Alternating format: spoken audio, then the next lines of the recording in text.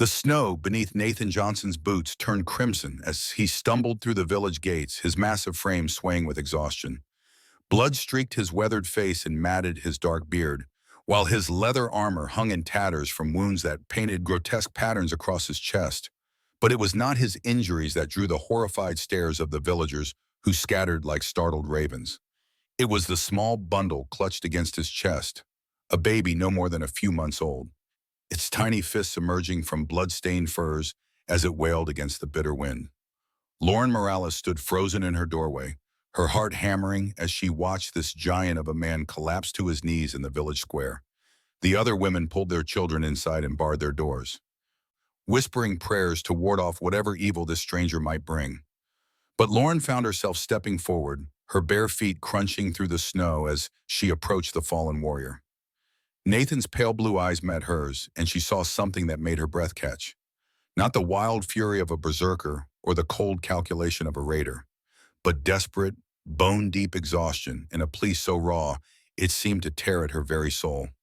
The baby's cries grew weaker, and Lauren realized with horror that the child was dying from cold and hunger. "Please," Nathan whispered, his voice barely audible above the wind. "The child. Before we see how this ends, tell us where you are watching from and hype this video in the comments." Lauren knelt beside him, her hands trembling as she reached for the bundle. The baby was so small, so fragile, its lips already blue from the cold. Without hesitation, she gathered the infant against her chest, feeling its desperate need for warmth and nourishment. Nathan's eyes fluttered closed as he collapsed fully into the snow, his massive body finally surrendering to whatever ordeal had brought him to their remote settlement. The wind howled through the mountains as Lauren made a decision that would change everything. Instead of calling for the village elders or waiting for the other women to emerge from their hiding places, she slipped her arms beneath Nathan's shoulders and began the impossible task of dragging him toward her small cottage. His weight was enormous, but desperation gave her strength she never knew she possessed. 3 days earlier, Nathan had been a different man entirely. He stood on the deck of his longship as it cut through the dark waters of the northern fjord, his crew of 20 seasoned warriors preparing for what should have been a routine raid on a wealthy monastery. The autumn storms had been harsh, and their winter stores were running dangerously low.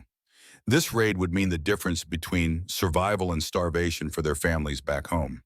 Carl Wright, his second in command, approached with the familiar swagger of a man who had seen countless battles. "The monastery lies just beyond that headland," he said, pointing toward the rocky coastline.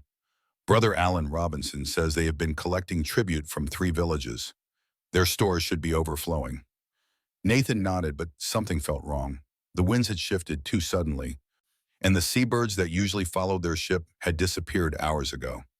His instincts, honed by 15 years of raiding and trading, screamed warnings that he couldn't quite understand. As they rounded the headland, the monastery came into view, its stone walls rising from the cliff top like the bones of some ancient beast. But instead of the peaceful settlement they expected, smoke billowed from burning buildings, and the sound of clashing steel echoed across the water. "We're not the only ones with this idea," Carl muttered, his hand moving instinctively to his sword hilt. Nathan's jaw tightened as he recognized the black sails of Frank Murphy's crew, notorious for their brutality even among Vikings. Where Nathan's men raided for necessity, Frank's followers killed for pleasure, leaving nothing but ash and corpses in their wake. "Turn us towards shore," Nathan commanded, "but keep the ship ready for quick departure." They beached their longship in a hidden cove and approached the monastery on foot. The scene that greeted them was worse than Nathan had imagined. Frank's men had not been content with simple robbery. Bodies of monks lay scattered in the courtyard, their blood staining the holy ground. Buildings that had stood for centuries were reduced to smoldering ruins. But it was the sound from the chapel that made Nathan's blood run cold. A baby's cry, thin and desperate, rising above the crackle of flames. He found Frank Murphy standing over a young woman who clutched an infant to her chest. She was clearly not a monk, probably a servant, or perhaps someone who had sought sanctuary in the holy place. Frank's scarred face wore the expression of a man who had long ago forgotten mercy. "Please," the woman begged, her voice breaking, "take whatever you want, but spare my child." Frank's laugh was like the growl of a rabid wolf. The child will fetch a good price in the slave markets. You, on the other hand, have outlived your usefulness. Nathan stepped from the shadows, his hand resting on his sword. Enough, Frank. The scarred raider turned, his eyes narrowing with recognition and contempt. Nathan Johnson, still playing the honorable warrior, I see. There's no honor in raiding, old friend. Only profit and survival. There's a difference between taking what we need and butchering innocents for sport. Frank's men began to circle, their weapons drawn.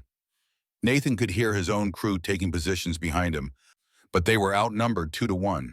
The chapel filled with tension, thick enough to cut with a blade.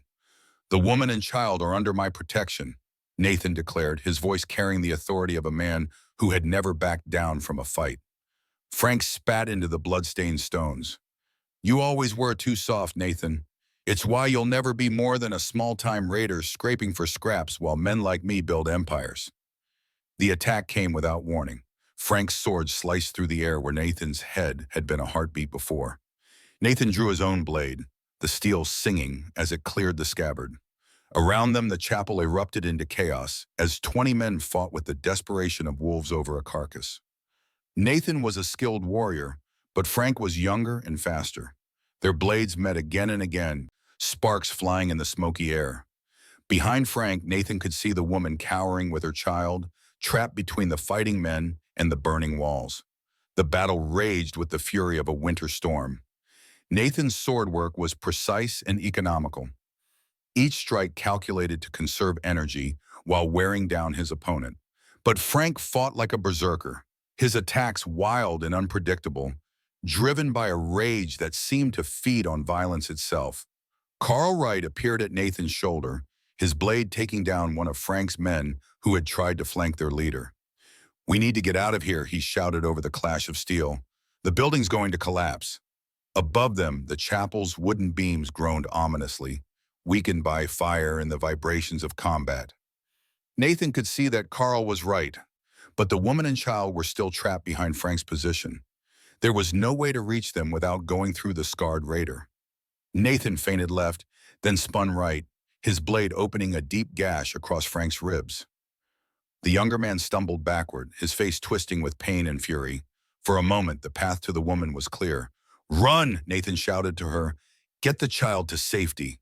But as the woman rose to flee, one of Frank's men, wounded but not dead, lunged from the floor with a dagger.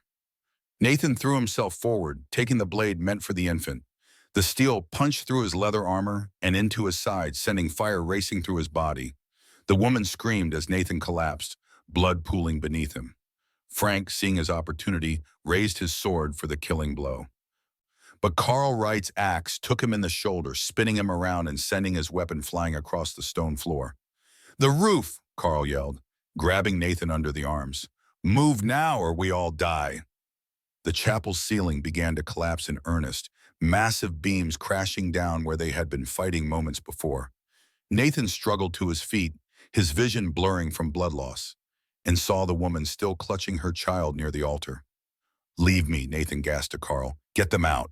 But Carl was already moving, scooping up the woman and child while Nathan stumbled after them. They burst from the burning chapel just as the entire structure collapsed behind them, sending a shower of sparks and ash into the gray sky. Frank's surviving men were already retreating to their ship, carrying their wounded leader between them. Nathan's crew had lost 3 good men, but they had saved the woman and child. As they made their way back to their own vessel, Nathan felt the world tilting around him. The dagger wound was deeper than he had thought, and blood continued to seep through his makeshift bandages. The woman, whose name was Dorothy Watson, was a servant who had been visiting the monastery when Frank's crew arrived.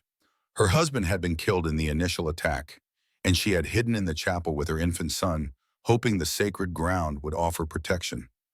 I have nowhere to go, she told Nathan as their longship cut through the dark waters. My village was burned last spring by raiders.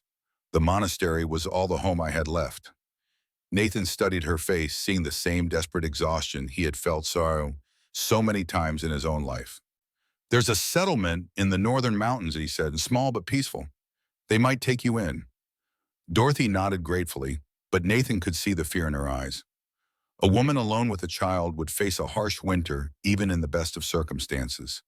In a strange village, with no family or friends to vouch for her, survival would be nearly impossible. As the hours passed and their ship sailed north, Nathan's condition worsened. The dagger had found something vital, and despite Carl's best efforts to tend the wound, infection was setting in. By the second day, Nathan was burning with fever, his body racked with chills that no amount of furs could warm. "You need a healer," Carl said, his weathered face creased with worry. "Someone with knowledge of herbs and potions." Nathan knew his friend was right, but they were still a day's journey from the mountain settlement. He might not last that long. As if sensing his thoughts, Dorothy approached with her baby son, the child's eyes bright and alert despite everything they had endured. "Let me tend your wound," she said softly. "I learned some healing arts from the monastery's infirmary." Nathan wanted to refuse, not wanting to burden her further, but his strength was fading fast. Dorothy worked with gentle efficiency, cleaning the wound with boiled seawater and applying poultices made from herbs she had gathered before their departure. Her touch was sure and steady, and Nathan found himself wondering about her past, about the life she had lost and the courage she had found to continue. By the third day, Nathan's fever had broken, but he remained weak and disoriented. The infection had been contained, but the wound would take weeks to heal properly. When their longship finally reached the fjord below the mountain settlement, Nathan could barely stand without assistance. "I'll carry word to the village," Carl offered. "They might send help." But Nathan shook his head. He had brought Dorothy and her child this far, and he would not abandon them now. With tremendous effort, he lifted the baby from Dorothy's arms and began the treacherous climb up the mountain path. Each step was agony, but he forced himself forward, driven by a purpose he couldn't quite name. The village appeared before them like a mirage. Its small cottages clustered around a central square. Smoke rose from chimneys, promising warmth and shelter from the bitter wind. But Nathan's strength finally gave out as they reached the gates, and he collapsed into the snow, with the child still clutched against his chest. Lauren Morales had been watching from her doorway, drawn by some instinct she couldn't explain.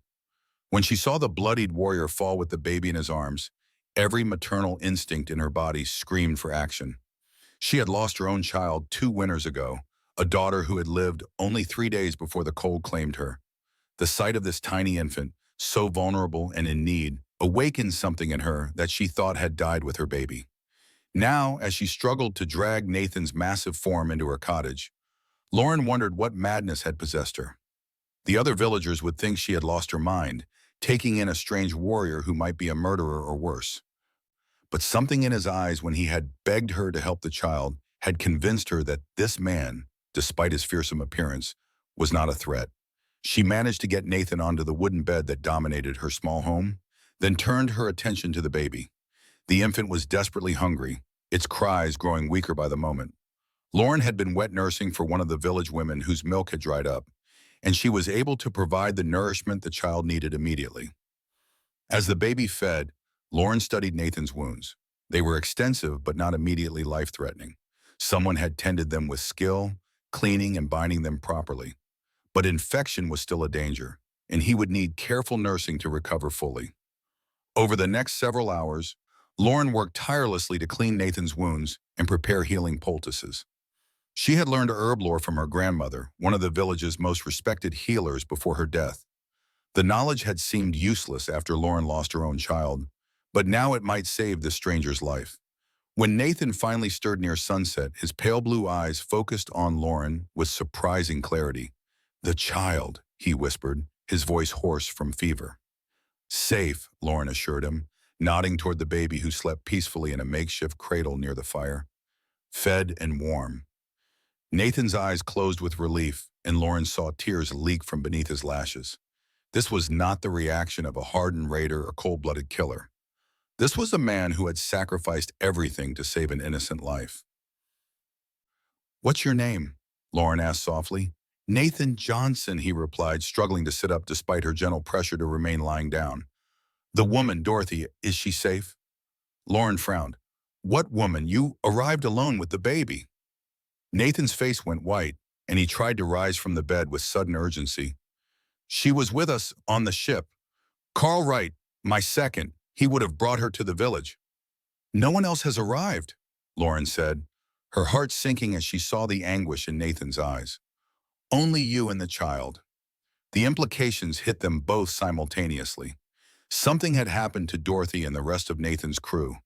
Whether they had been attacked by other raiders, caught in a storm, or simply decided to abandon their injured leader, Nathan and the baby were now completely alone.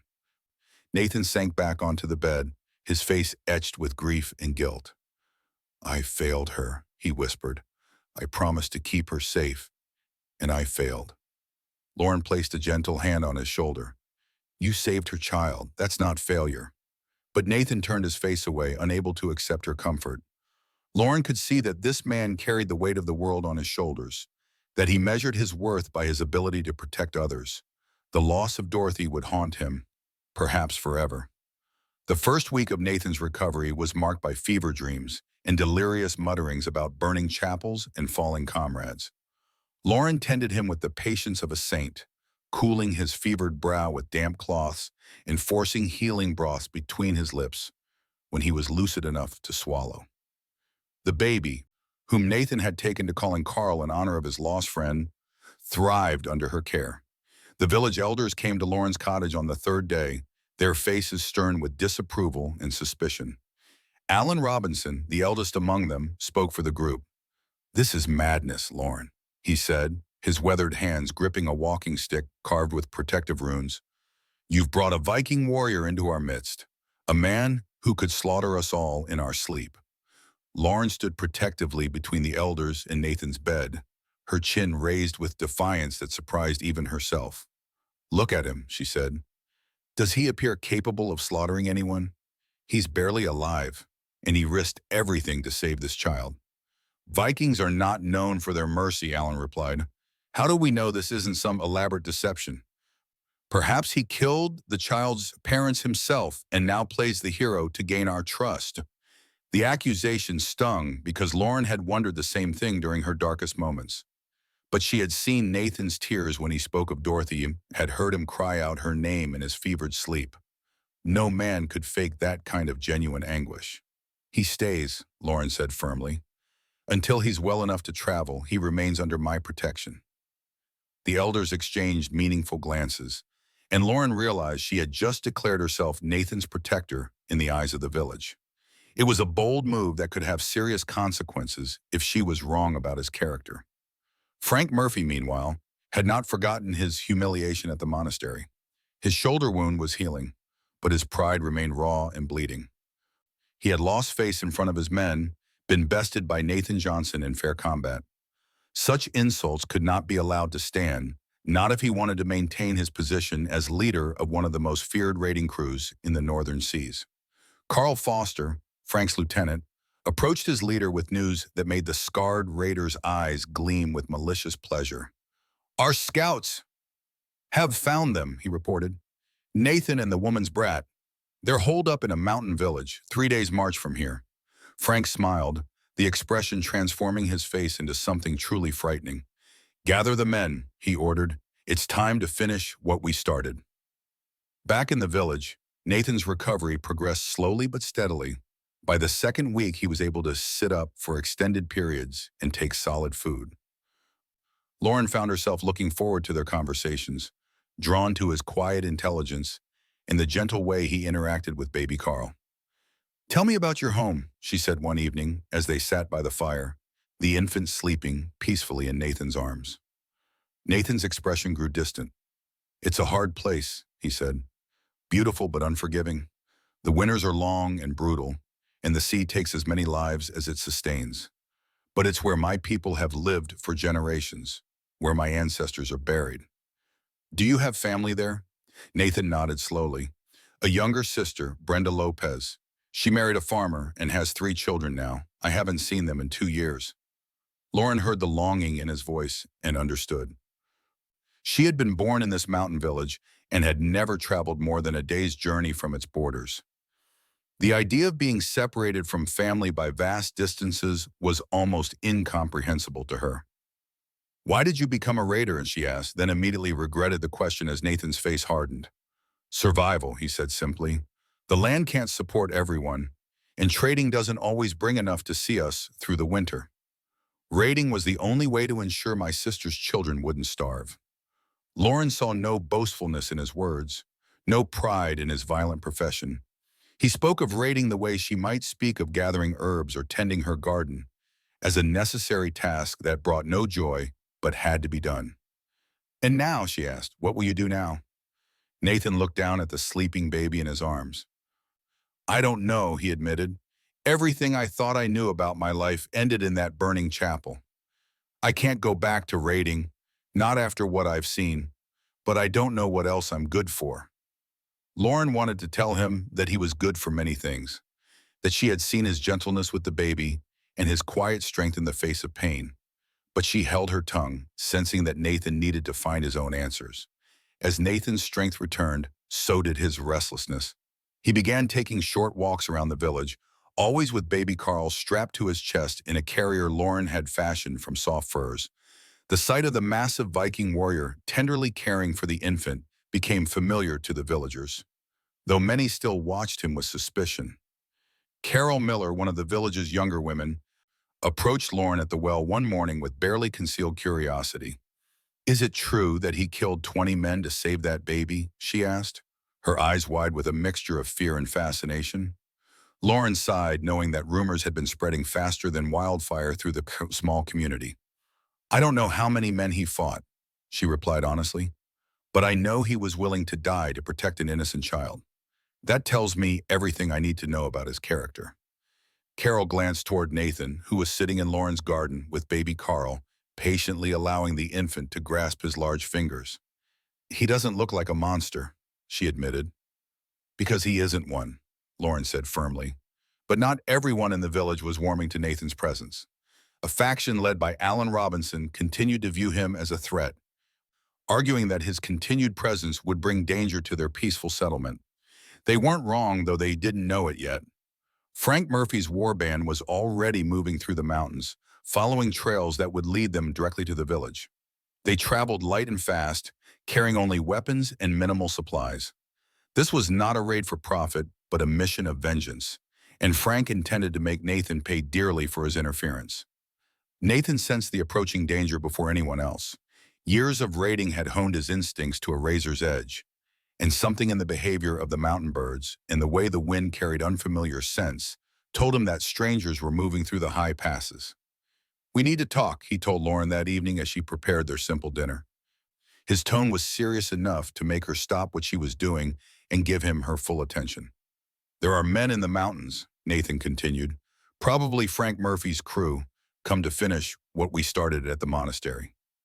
Lauren felt her blood turn to ice. "How can you be sure?" "I can't be certain it's Frank, but I know armed men are moving toward this village. My presence here has put everyone in danger." Lauren's mind raced through the implications. If Nathan was right, the village was facing a threat unlike anything they had ever encountered. Their men were farmers and herders, not warriors. They had no defenses against a crew of hardened raiders. "What do we do?" she asked. Nathan was quiet for a long moment, his eyes focused on baby Carl, who played contentedly on a blanket near the fire. "I leave," he said finally. "Draw them away from the village." "No," Lauren said immediately, surprising herself with the vehemence of her response. "You're still recovering. You wouldn't last a day in the mountains alone. Better that I die out there than bring death to innocent people here." Lauren grabbed his arm, her fingers digging into his still healing flesh. "There has to be another way." Nathan looked into her eyes and saw something that made his breath catch. It wasn't just concern for his welfare, though that was certainly present. It was something deeper, more personal. In the weeks of caring for him, Lauren had developed feelings that went far beyond simple compassion. "Why does it matter to you?" he asked softly. Lauren felt heat rise in her cheeks, but she didn't look away. "Because you matter to me," she said simply. "You and Carl both. You've become part of my life, part of who I am.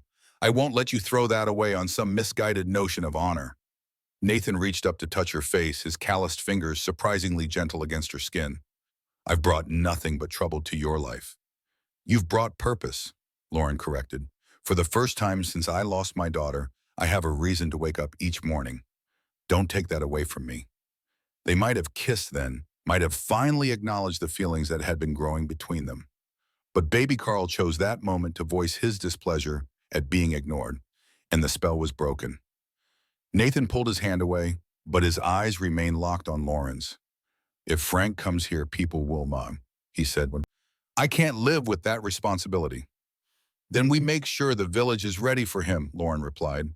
"We warn the elders, prepare defenses, do whatever we have to do to protect our home." Nathan shook his head.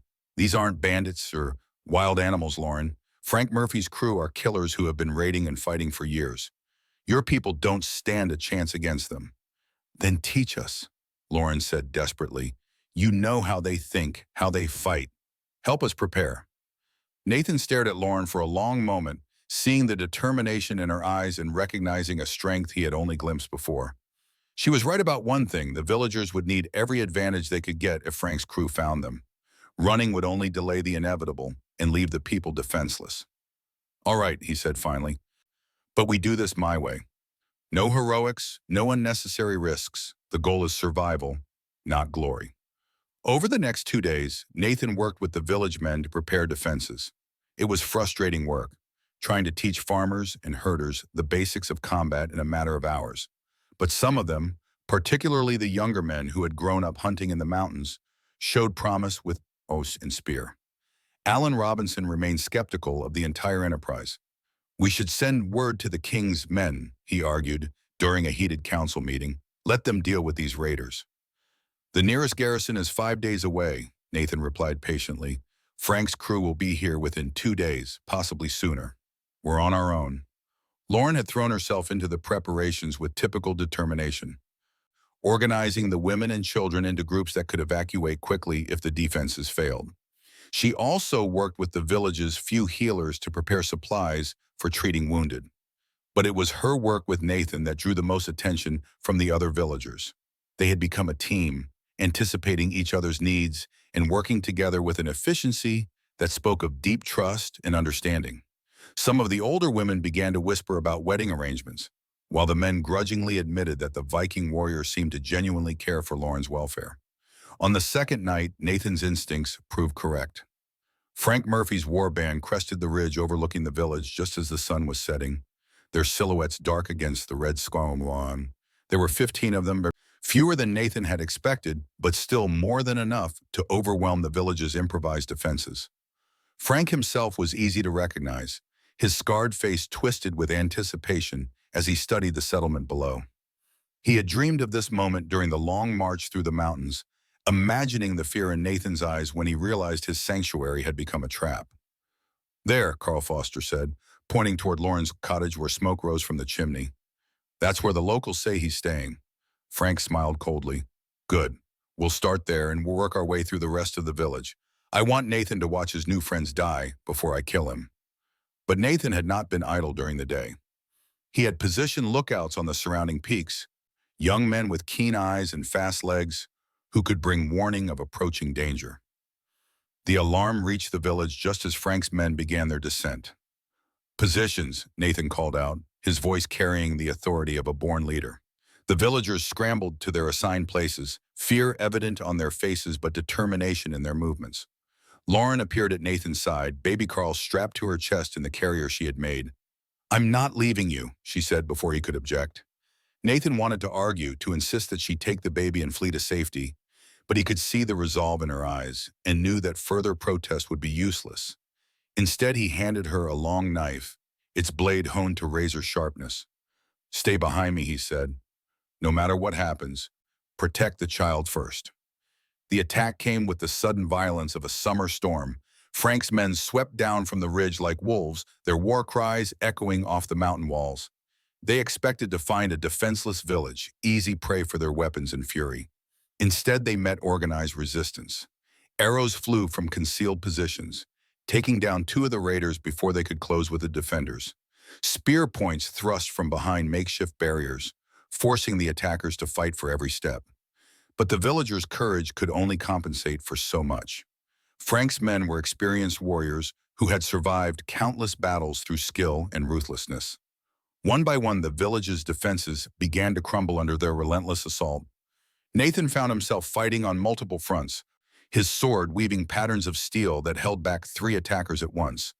But he was still recovering from his wounds, and he could feel his strength beginning to flag.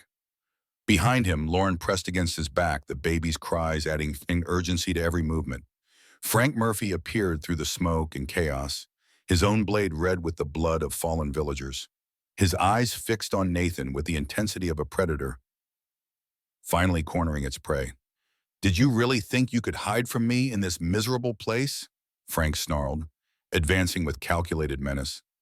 "Did you think I would forget the humiliation you dealt me?" Nathan raised his sword, knowing that this fight would determine not just his own fate, but the survival of everyone he had come to care about. "I think you're a coward who preys on the innocent because you're too weak to face real warriors." Frank's roar of rage echoed across the village square as he launched himself at Nathan with berserker fury. Their blades met with a crash that sent sparks flying into the night air. Around them, the battle continued to rage, but for these two men, the rest of the world had ceased to exist. Nathan fought with the desperate strength of a man protecting everything he held dear. Each parry and thrust was calculated not just to wound his opponent, but to keep Frank away from Lauren and the baby. He could hear the infant crying behind him and knew that his loved ones were counting on him to prevail. But Frank was fighting with the fury of wounded pride and years of accumulated hatred. His blade work was wild but effective, each strike designed to overwhelm rather than outmaneuver. The younger man's speed and aggression began to tell as Nathan's still healing wounds reopened under the strain. "You're slowing down, old friend," Frank taunted as his sword opened a beach across Nathan's forearm. "Age and soft living have made you weak." Nathan said nothing, conserving his breath for the fight, but he could feel the truth in Frank's words. His body was betraying him at the worst possible moment, muscles cramping and vision blurring from blood loss. Lauren watched the duel with growing horror, clutching baby Carl tightly as she saw Nathan beginning to falter. She wanted to help, to do something, anything, to tip the balance in his favor, but she knew that any distraction could prove fatal for the man she had come to love. The turning point came when Frank overextended himself on a particularly vicious thrust. Nathan sidestepped the attack and brought his sword around in an arc that should have taken his opponent's head from his shoulders. But his weakened state betrayed him, and the blow fell short, merely scoring a shallow cut across Frank's neck. Frank's return strike was swift and brutal. His blade punched through Nathan's leather armor and into his chest, the steel grinding against bone as it sought his heart. Nathan gasped and staggered backward, his own sword dropping from nerveless fingers. "Finally, frickin'!" Frank breathed, twisting the blade for maximum damage. "You have no idea how long I've waited for this moment." But Nathan's fall had brought him within reach of a fallen spear, one of the weapons the villagers had been using in their desperate defense. With the last of his strength, he grasped the wooden shaft and drove the iron point upward, catching Frank beneath the ribs and piercing his heart. Both men fell together, their blood mingling on the cold ground. Frank's eyes widened with shock and disbelief as life fled from his body. Nathan lay gasping beside his fallen enemy, each breath a monumental effort. Lauren was at his side instantly, her hands pressing against his wounds in a futile attempt to stem the bleeding. "Don't you dare leave me," she whispered fiercely. "Not now, not after everything we've been through." Nathan reached up to touch her face one last time, his fingers leaving crimson streaks on her cheek. "Take care of Carl," he whispered. "Raise him to be better than I was." "You're not dying," Lauren insisted, but even as she spoke the words, she could see the light fading from Nathan's eyes. "Please, Nathan, I love you. Don't leave me alone." Nathan smiled weakly at her confession, the expression transforming his pain-racked features. "I love you too," he managed to say. "That's why I have to go. The child needs a mother, not a father who brings death wherever he travels." With those words, Nathan Johnson closed his eyes for what Lauren feared would be the last time. Around them, the battle was winding down as Frank's remaining men, demoralized by their leader's death, began to retreat into the mountains. The village had survived, but at a terrible cost. But death, it seemed, was not quite ready to claim Nathan Johnson. Lauren's desperate nursing, combined with the healing knowledge passed down from her grandmother, managed to pull him back from the brink. For 3 days he hovered between life and death, his body burning with fever as it fought off infection from his wounds. The entire village seemed to hold its breath during those critical days. Even Alan Robinson, who had opposed Nathan's presence from the beginning, found himself praying for the warrior's recovery. The man who had risked everything to protect their home had earned their respect through blood and sacrifice.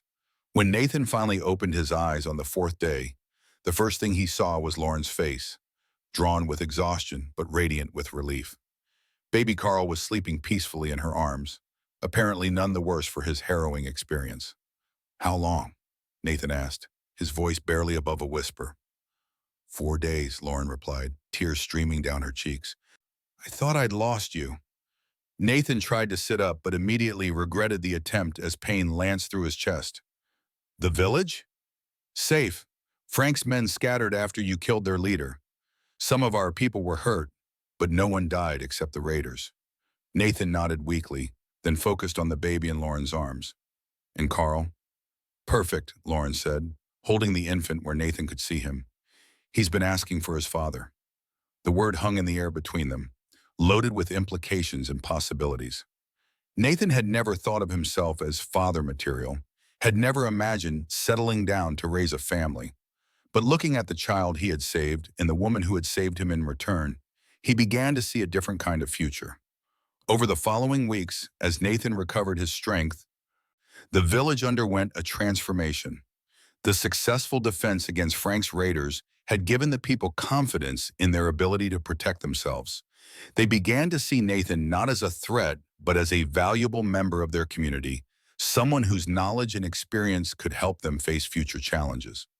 Alan Robinson was the first to approach Nathan with an official offer. "The village council has been discussing your situation," the elder said during one of his visits to Lauren's cottage.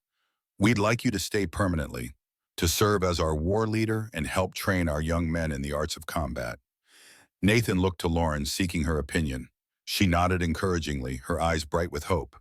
"I'm honored by the offer," Nathan replied carefully, "but I need you to understand what you're asking. I'm not just a warrior, I'm a Viking raider with blood on my hands. My presence here will always carry risks." "We've seen the kind of man you are," Alan said firmly. "Your past doesn't define your future. What matters is who you choose to be from this day forward." Nathan felt something shift inside his chest, a loosening of bonds he had carried for so long he had forgotten they were there. For the first time in his adult life, he was being offered a chance to build rather than destroy, to protect rather than plunder.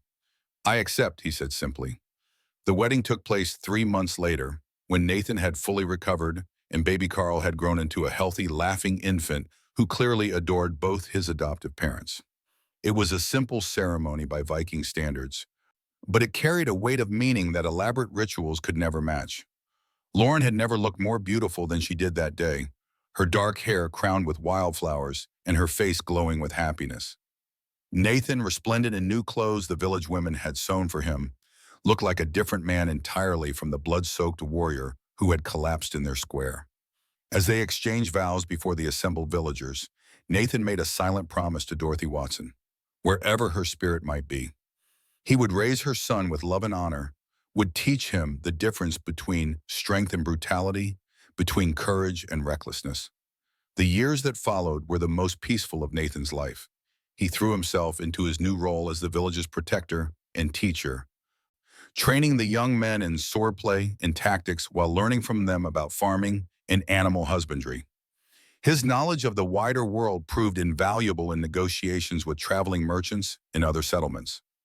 Lauren bloomed in their marriage, her natural strength and intelligence finding new outlets as she became one of the village's most respected leaders. She established a school for the children and expanded the healing practices she had learned from her grandmother. Together, she and Nathan created a home filled with laughter and love. Baby Carl grew into a sturdy toddler who seemed to have inherited the best qualities of both his birth parents and his adoptive ones. He had his mother Dorothy's quick intelligence and gentle nature, combined with Nathan's physical strength and natural leadership abilities. The entire village doted on him, seeing in the child a symbol of hope and renewal. But Nathan never forgot the lessons of his past. He maintained the village's defenses and continued to train its fighters, knowing that the peace they enjoyed was fragile and could be shattered by circumstances beyond their control. The mountains were full of dangers, from wild animals to bandits to the occasional raiding party from distant lands. When Carl was 3 years old, Nathan began teaching him the basics of swordplay, using wooden practice weapons sized for small hands. Lauren initially objected, worried about exposing the child to violence at such a young age. But Nathan's arguments eventually won her over. "I'm not teaching him to be a killer," Nathan explained as they watched Carl practice his forms in the garden. "I'm teaching him to protect himself and others. There's a difference." Lauren could see that difference in the way Nathan approached Carl's training. Every lesson emphasized discipline, control, and the responsibility that came with strength. The boy was learning not just how to fight, but when fighting was justified and when other solutions should be sought. As Carl grew older, he began asking questions about his origins. Nathan and Lauren had always planned to tell him the truth about his birth parents, but finding the right words proved more difficult than they had anticipated. "Was my real father a warrior like you?" Carl asked one evening as Nathan tucked him into bed. Nathan considered his answer carefully. "Your birth father was a brave man who died protecting innocent people," he said finally. "Your mother was a kind woman who loved you very much. They would be proud of the young man you are becoming." "But you're my father now, right?" Carl asked, his young voice uncertain. Nathan felt his throat tighten with emotion. "If you want me to be." "I do," Carl said firmly. "You and Mama Lauren are my real parents. The others are just stories." Nathan kissed the boy's forehead, marveling at the simple wisdom of childhood. Carl had found a way to honor his past while embracing his present, a lesson that had taken Nathan years to learn. The village continued to prosper under Nathan's protection and Lauren's guidance. Word of their successful defense against Frank Murphy's raiders had spread throughout the region, and other settlements began seeking their advice on matters of security and governance. Nathan found himself becoming something he had never expected to be, a respected leader whose opinion was valued far beyond his own community. But it was in the quiet moments, sitting by the fire with Lauren while Carl played at their feet, that Nathan felt most complete. He had traveled the world in search of gold and glory, had fought in battles that bards would sing about for generations. None of it compared to the simple joy of watching his son take his first steps or hearing his wife laugh at some small domestic comedy. On Carl's 10th birthday, Nathan gave him a special gift, a sword forged by the village's best metalsmith, sized perfectly for the boy's growing frame. It was not a toy but a real weapon, beautifully crafted and deadly sharp. "With this blade comes responsibility," Nathan told his son as the entire village watched the ceremony. "You must swear to use it only in defense of the innocent, never in anger or for personal gain." Carl took the oath with the solemnity of a knight being invested with his spurs.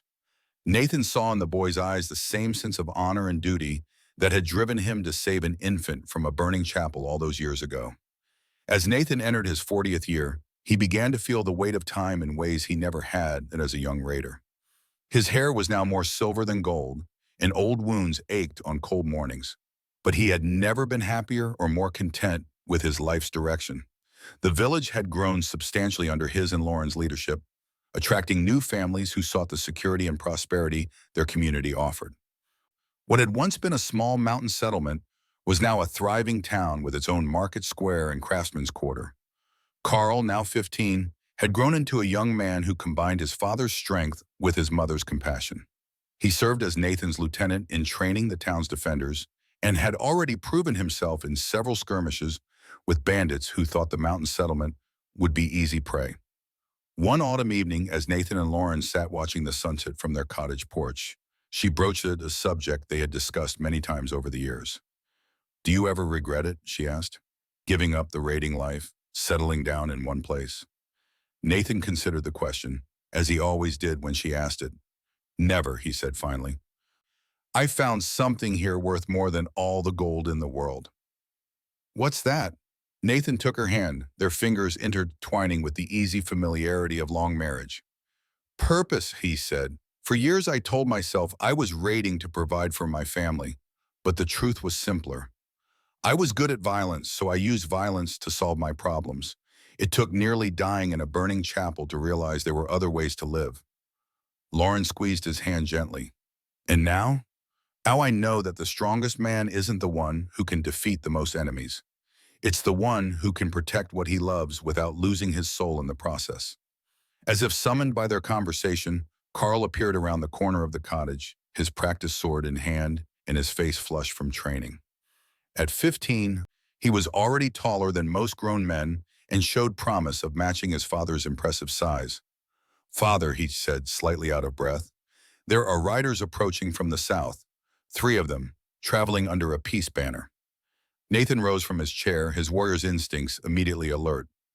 Visitors were always welcome in their town, but armed riders usually meant news from the outside world, and such news was not always good. The 3 riders proved to be messengers from the king, bearing an invitation that would change everything. The realm was facing threats from foreign invaders, and the crown was calling upon all able-bodied men with military experience to serve in the defense of the homeland. "Your reputation has reached the capital," the lead messenger explained as Nathan read the official summons. "The king has need of experienced commanders who can train raw recruits and lead them in battle." Nathan felt Lauren's hand slip into his, her grip tight with worry. They both knew what this meant. After 15 years of peace, the outside world was intruding on their carefully constructed sanctuary. "I'm honored by His Majesty's confidence," Nathan replied carefully. "But I have responsibilities here. A family, a community that depends on me." The messenger's expression remained neutral, but his words carried the weight of a royal authority. "The king's need supersedes all other obligations. You have 1 week to put your affairs in order before departing for the capital." That night, Nathan and Lauren talked long into the darkness, exploring options and possibilities. They could flee, abandon everything they had built, and seek refuge in some distant land. They could ignore the summons and face the consequences.